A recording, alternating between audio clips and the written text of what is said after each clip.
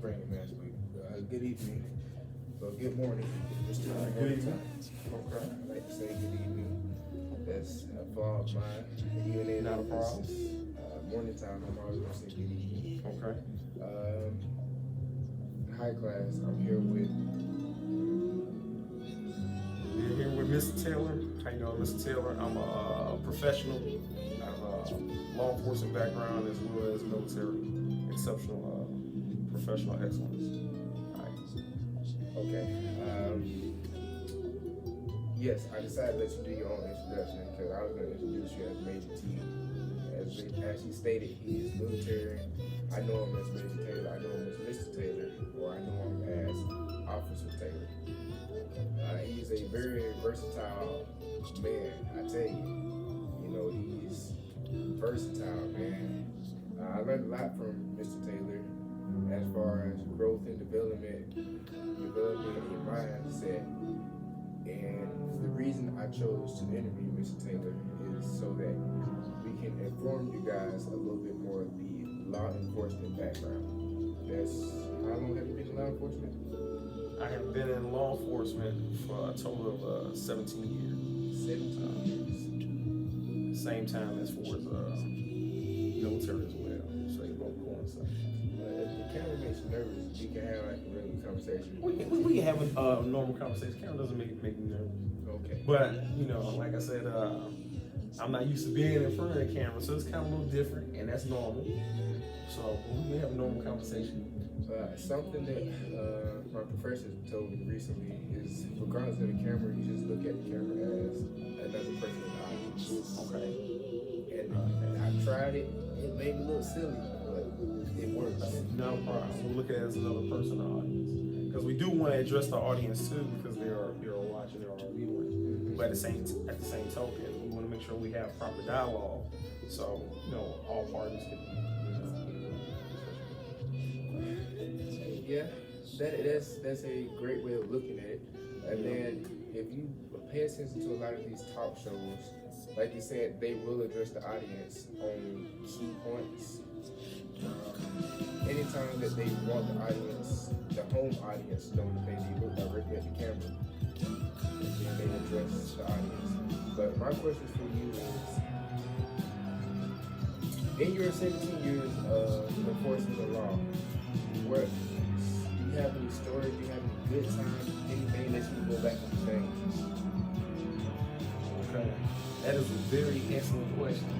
I'll say out my 17 years, I'll say it's a lot that I would like to go back and change. But I think the important perspective would be the learning aspect of it. Out them 17 years, it's a lot of learning, a lot of growth in an experience.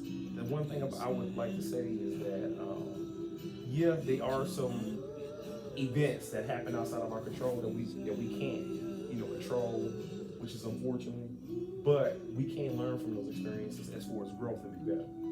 So I would say, to be realistically, it's a lot of stuff I would like to go and change. But I'm also grateful from the development and from the life-changing learning challenges and perspectives that I have learned that made me grow as an individual.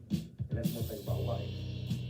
So I don't know if I answered your question, but it's a lot of stories. I think one in particular would be something dealing with a controlled substance. Everybody knows about drugs, etc. And I will say that when my children was born, because I am a father of 4 as well, 2 boys, 2 girls. But when my boys were younger, I had a particular incident where I had an opportunity to get some financial gain. Stopped a young man. It was a traffic stop. He had over $20,000, $30,000 in the accident. All I had to do was let him go, and I could have had that cash. But at that split second, even me being a young man, a young police officer at the time, the first thing I thought about was my boys. I thought about it as far as if I took that money and allowed myself to partake in anything that's unethical and go against some of the principles that I took an oath to support and take on. It showed how would I be able to transcend and teach them as far as moral principles. So that was one thing that I took hold and I continue to relive every day. Just thinking about those choices. So the biggest thing that a lot of people want to know is, how does a black man stay, in the community backlash. Did you get any backlash from being a black police officer? Yes and no. One thing about it is you're gonna always get backlash no matter what you do, no matter what the color of your skin is. But at the end of the day, we're human first. Yeah, I am black. I'm a black man. But just because the color of your skin, you still have a choice. You have a choice to either allow system and certain experiences or environmental situations to either change you and become a statistic, or you can choose your own path and go against it. At the end of the day, you have a choice. Now, yes, is there going to be backlash? That's the purpose of life. In life, everybody faces backlash, but it's how we deal with it internally and flush it out is the question. If you could give me one brief moment. When you say one brief moment, what you mean by one brief moment? Well, it dawned upon me as a audio tech engineer. There's a few things that I should have done just in case our camera wasn't picking up all the feed. Oh, okay. So I'm not going to ask you to repeat any of what you have said. Okay. But I have went ahead and taken the time to do a secondary audio just in case we lose any audio feed over there. Okay. Is that fine? Okay, that's fine. That's Right. perfect. We're going to put this right here. Okay, no problem. The trick and the trade of the audio world. Okay, if I may, to just address a lot of the questions and also for the audience that when we talked on, we'll say perfect example, the George Floyd incident was the thing that was most recent. You know, even though I was overseas at the time, because I'm also military as well, I was deployed in another country. I wasn't here in this country when that transpired, but I did get a chance to see a lot of the backlash and everything that happened from it. Now this is a perfect example. Now the whole George Floyd incident, yes, it was a life-changing incident. It was something that opened eyes across the world, even in our country, of having this person who was handcuffed. He was handcuffed, he was secured. But then you have someone in a level of trust, you know, applying a technique, might have been authorized, may or may not, depending on the policy of that agency. But the way he did it and the manner he did it, you know, was inhumane, and it was forever life-changing for a lot of individuals as far as when they look at public safety and policing. Now, one thing I will say is, whether you're a criminal people choose, whether it's good or bad, they're still human. They still deserve the same level of respect as anybody else. When we wear that uniform and we call ourselves professionals, we got to hold ourselves to a certain standard. You have that option to do that.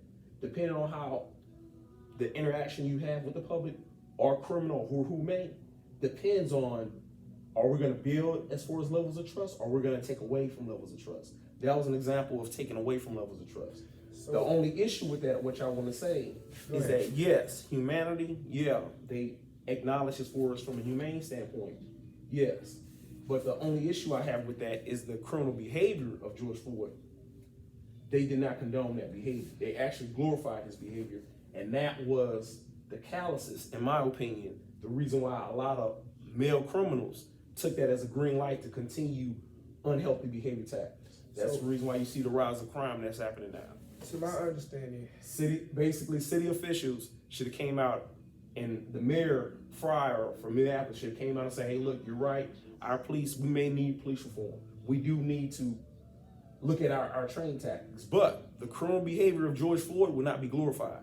He should have said that. But because that wasn't said, you see the Apple effects of it. I can agree with that, Mr. Taylor. But one thing that I saw is, so they said Mr. Floyd wrote a check that was not valid, and this is hearsay because as you say, both of us were currently overseas. Actually, just to clarify, I know you said check. Actually, it was a fake $20 bill. Okay, so he was under influence. He was trying to use a counterfeit fake $20 bill to purchase, etc., etc.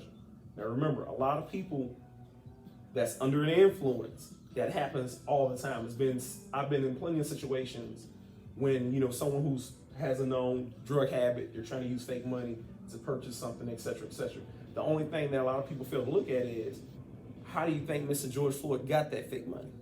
9 times out of 10, if I'm a so-called dope boy and I got a dope fiend here, you think I'm gonna give him real money? I'm gonna give him fake money. He can't tell the difference. He under the influence. So I don't blame Mr. Floyd, but the person who he went to purchase his little stuff from or get money from, that individual possibly, hey, gave him some fake money.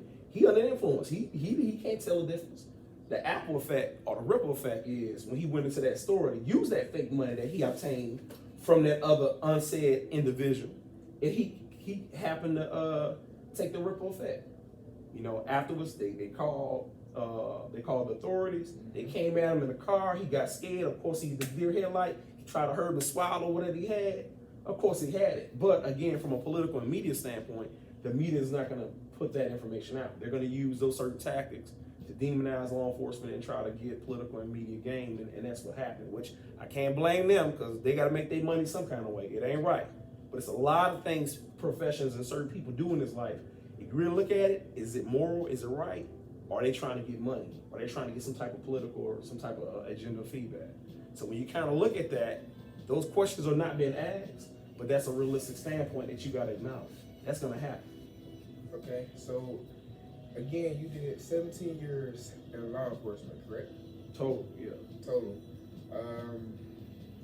With the officers who responded to that call,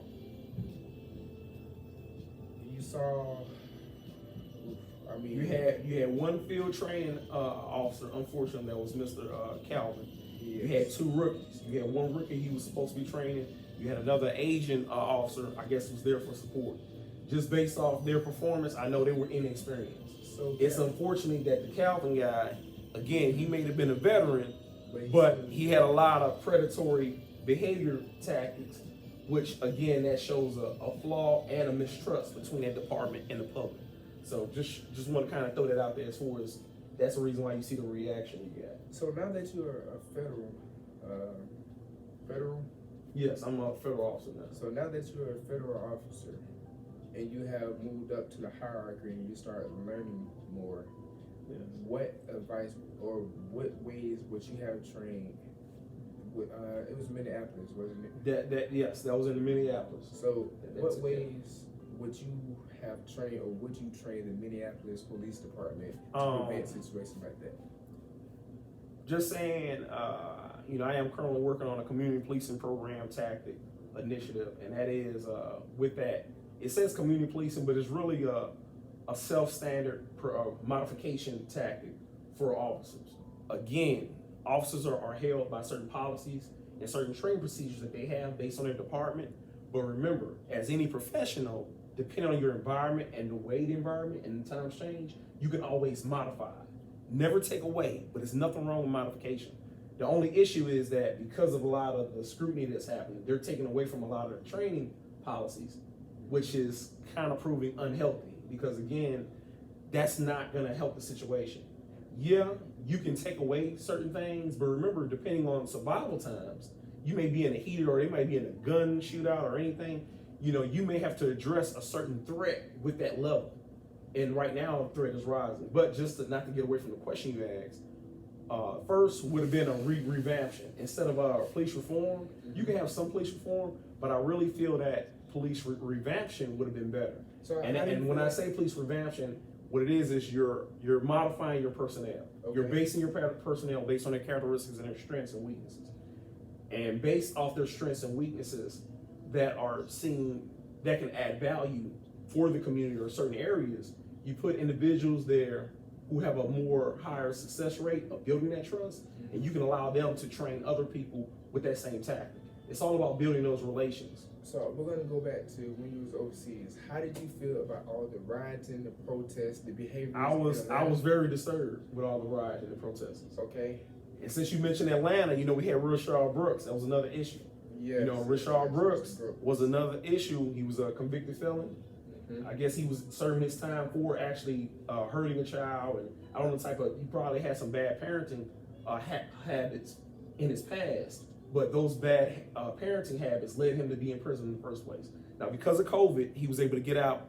I'm assuming that he was able to get out off of that. They had a new policy of certain criminals able to be on home monitoring because of COVID. He was able to get a second chance off of that.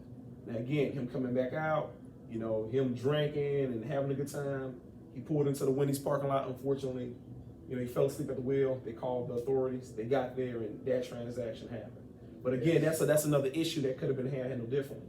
Now, the two officers that showed up, by protocol, they did their job. But you got to remember, now that you got cameras, you also got to realize that a lot of officers are not able to give a lot of humanitarian courtesies that they used to. You know, a lot of times, had they gave Mr. Brooks a courtesy and said, hey, look, we allow you to drive home, allow you to go home, and had he got into another accident, or killed somebody, hurt somebody, the city could have been held liable.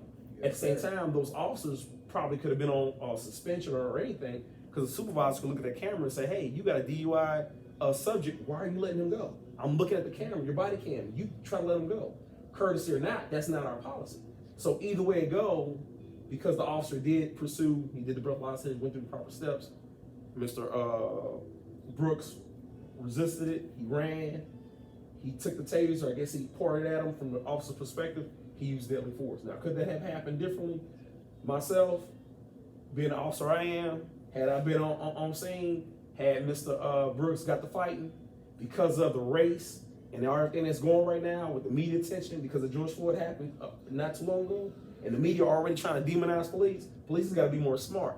Yeah, you can shoot him, or no, we're not gonna let him go, but back off him, get more help. He's not gonna go anywhere. He's already in the system. We already know who you are. We got camera footage showing he just assaulted you. He took your taser, he running. We gonna catch him. Don't use that gun. He's not gonna get far. If you stay with him, you can stay with him, get on your radio traffic, get proper personnel. Let's corner him. Let's book him out. We can weed him down. At the end of the day, what he's gonna do with that taser once we got the proper personnel out there? All I'm saying is, if you're gonna go that way, make sure you're justified. Make sure you always justify. And I'm not saying that we're trying to neutralize a threat or trying to hurt anybody, but we want to make sure that we are legally justified and we took all the precautions necessary to diffuse that situation. If it came to that, so be it. If it happens, it happens.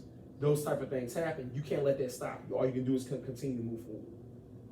And that's the type of training that a lot of officers need to start being able to modify and switch gears depending on those situations. Again, you can go lethal. You can go use force. But using force, what is going to be the impact? Right now, we have a damaging of trust. The public doesn't trust law enforcement.